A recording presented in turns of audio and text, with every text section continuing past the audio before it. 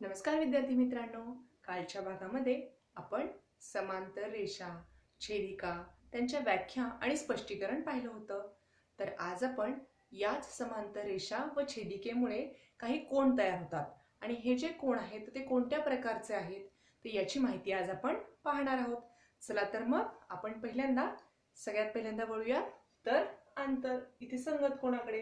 तर या ठिकाणी बघा, संगत कोन जो आहे तर त्याची व्याख्या मी या ठिकाणी लिहिली. तर ती बघा, संगत कोन म्हणजे काय, तर ज्या जोडीतील कोणांच्या छेदिकेवरील भुजा एकच दिशा दर्शवतात व छेदिकेवर नसलेल्या भुजा या छेदिकेच्या एकाच बाजूस असतात त्याला आपण संगत कोन म्हणतो. मग आता याचं स्पष्टीकरण मी तुम्हाला देते. बघा, या ठिकाणी काय दिले पहिलं वाक्य, की ज्या जोडीतील कोणांच्या छेदिकेवरील भुजा या एकच दिशा त्या ठिकाणी दर्शवतात. आता समजा या ठिकाणी आपण जर इथे PQ आणि RS या रेषा जर घेतल्या तर त्यांची AT ही काय असणार आहे, तर छेदिका असणार आहे.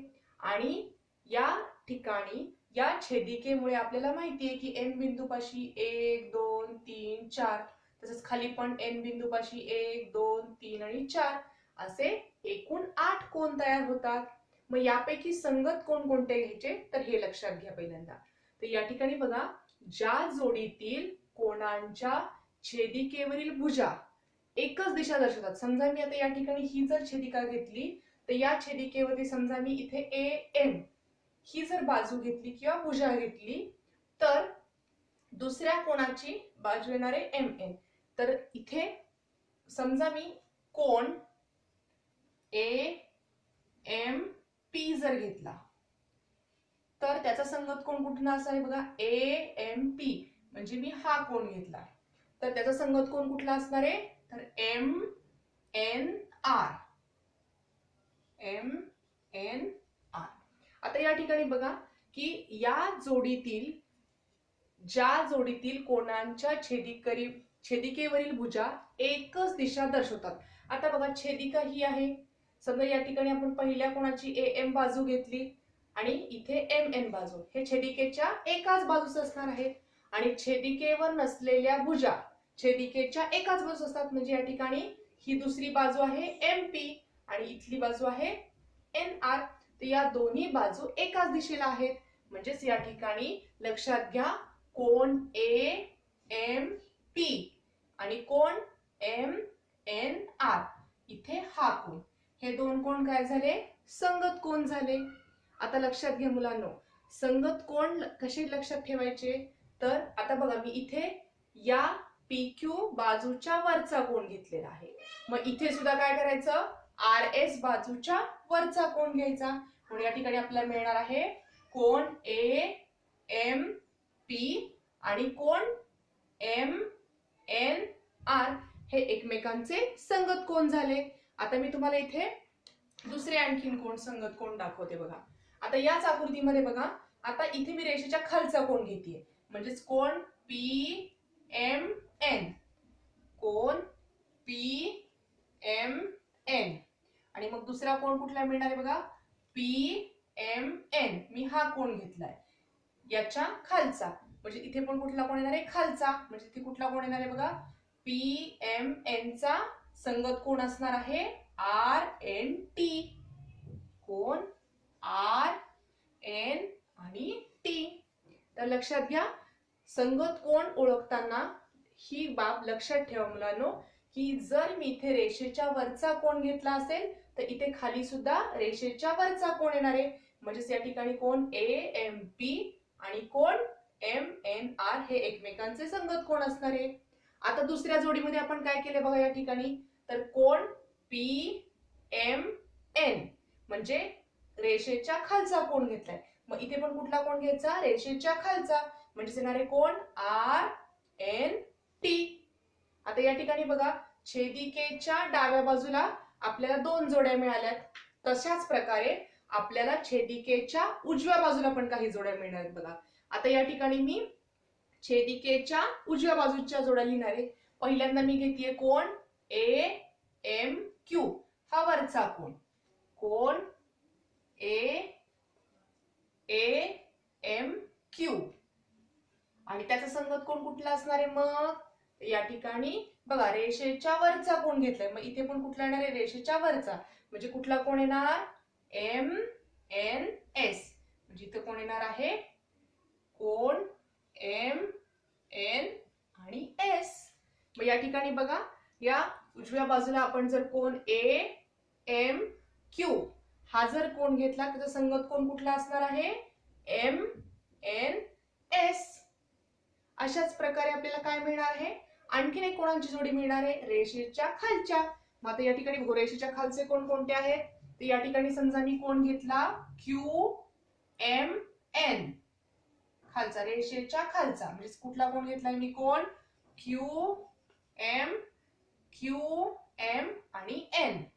याचा संगत कोण कुठला असणार आहे, रेषेच्या खालचा, म्हणजे कुठला कोण येणार आहे, हा कोण. बघा म्हणजे कुठला कोण मिळेल, कोण एस एन टी, कोण एस एन टी. तर अशा प्रकारे बघा इथे आपल्याला संगत कोणांच्या एकूण 1 2 3 आणि 4 अशा 4 जोड्या मिळाल्या.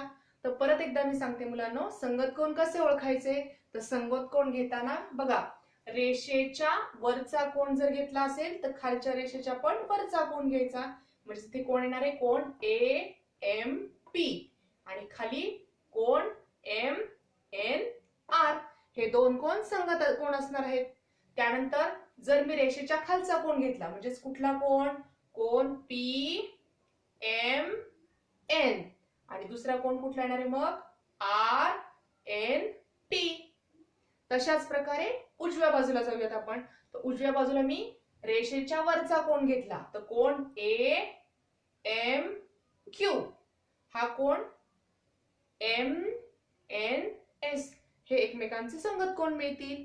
तसंच रेषेच्या खालचे कोण घेतला, समजा मी घेतला कोण क्यू एम एन, तर रेषेच्या खालचा कोण कुठला मिळणार आहे इथे, एस एन आणि टी. तर अशा प्रकारे तुम्हाला या संपूर्ण आकृतीमध्ये अशा 1 2 3 आणि 4 अनुक्रमे संगत कोणांच्या एकूण अशा 4 जोड्या तुम्हाला या ठिकाणी मिळतील. तर याच्या पुढील दुसरा प्रकार जो आहे तो आहे आंतरकोण. आता या ठिकाणी बघा आंतरकोणाची मी या ठिकाणी एक व्याख्या लिहिली आहे, तर ती आंतरकोणाची व्याख्या आपण पाहूयात. बघा तर या ठिकाणी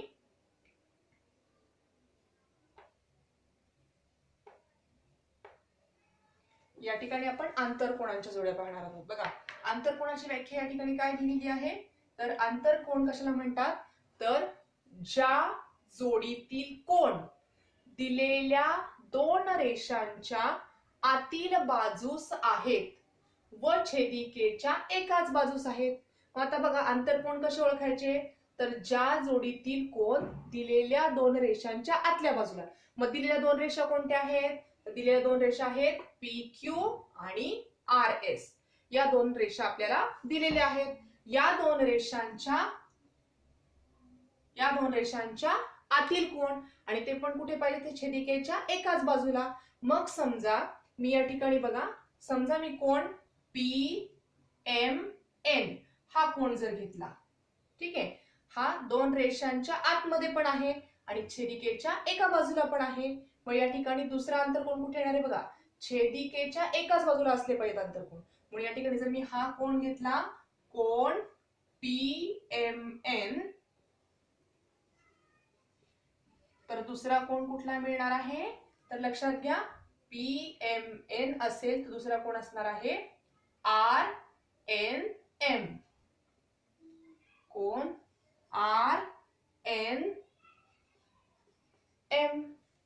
तर बघा या ठिकाणी आंतरकोण कसे ओळखायचे, तर पहिली अट काय आहे या ठिकाणी, तर ते कोण दोन्ही रेषांच्या आतील बाजूस असले पाहिजेत. कोणत्या दोन रेषांच्या, तर पी क्यू आणि आर एस या दोन रेषांच्या, हे दोन्ही कोण कसे आहेत, आतमध्ये आहेत आणि छेदिकेच्या एका बाजूस असले पाहिजेत. ही छेदिका आहे, छेदिकेच्या एकाच बाजूला मिळालेत. म्हणून या ठिकाणी आंतरकोणांची कोणती जोडी मिळणार आहे, तर बघा कोण पी एम एन आणि दुसरा कोण येणार आहे आर एन आणि एम.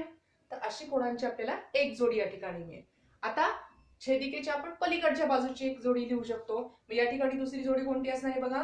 समजा मी घेतला कोण QMN, कोण QM आणि N.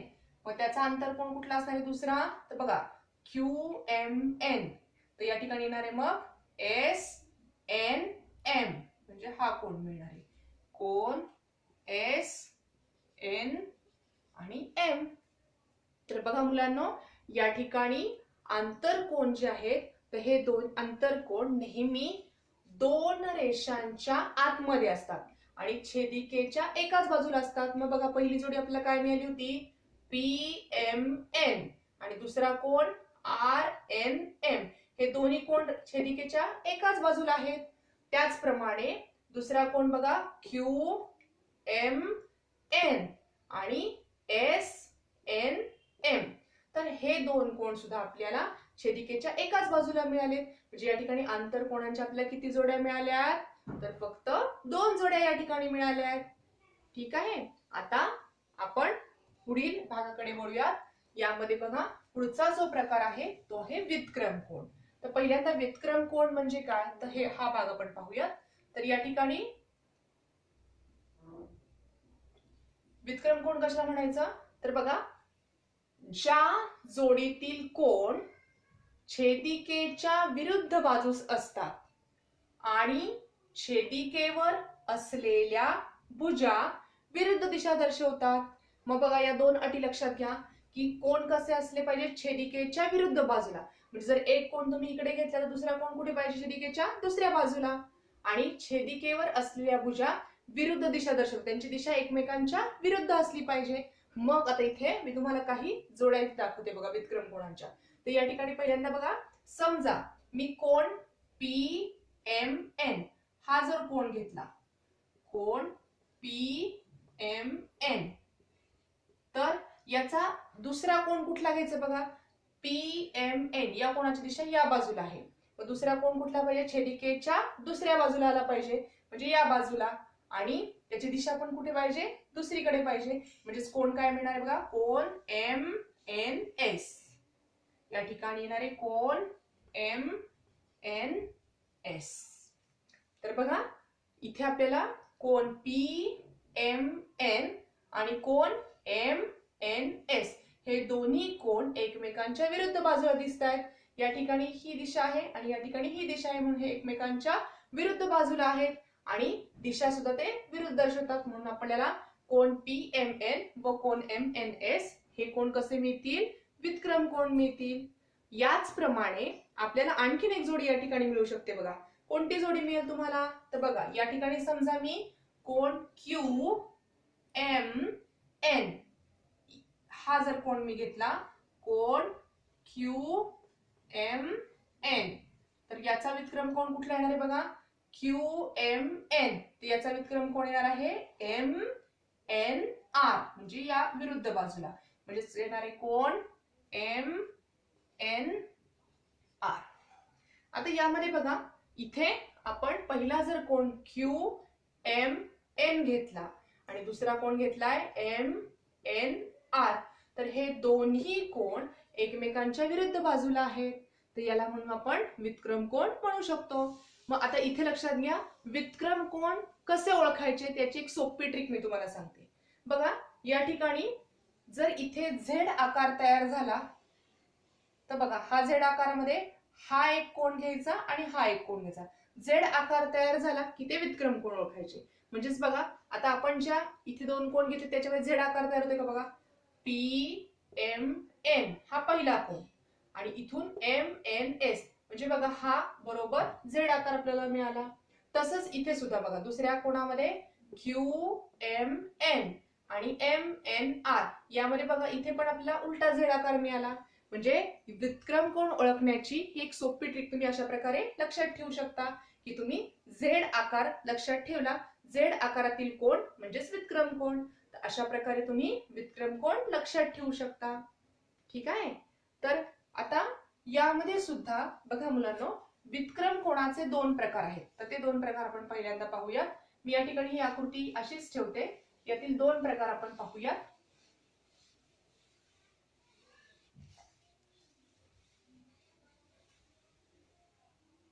याच आकृतीचा वापर आपण या ठिकाणी करणार आहोत. बघा, पहिला प्रकार आहे आंतरवितक्रम कोन.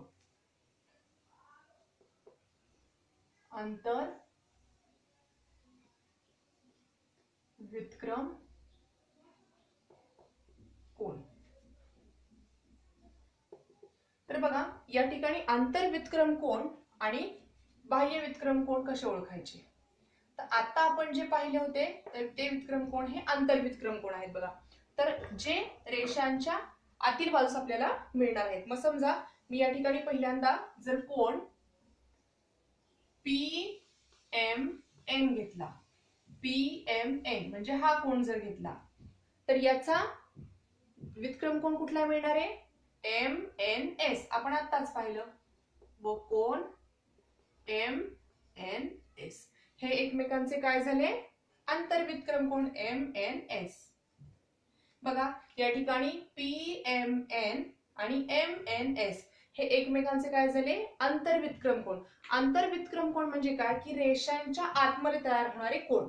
तर या ठिकाणी PQ आणि RS आणि त्यांची छेदिका AT, यामुळे या दोन रेषांच्या आतमध्ये, बघा आता हा कोन पण रेषेच्या आतमध्येच आहे आणि हाही कोन रेषेच्या आतमध्येच आहे, म्हणून त्याला म्हणायचं आंतरवितक्रम कोन.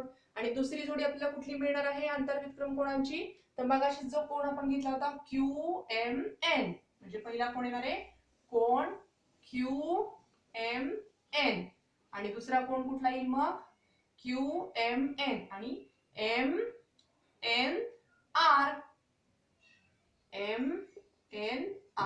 हे काय झाले, एकमेकांचे आंतरवितक्रम कोन. तर या ठिकाणी बघा, आंतरवितक्रम कोन म्हणजे काय, तर रेषांच्या आतमध्ये तयार होणारे कोन, म्हणजेच त्याला आपण आंतरवितक्रम कोन असं म्हणतो. आता याच्या पुढील एक प्रकार आहे की ज्याला आपण म्हणतो बाह्य वितक्रम कोन. बाह्य वितक्रम कोन.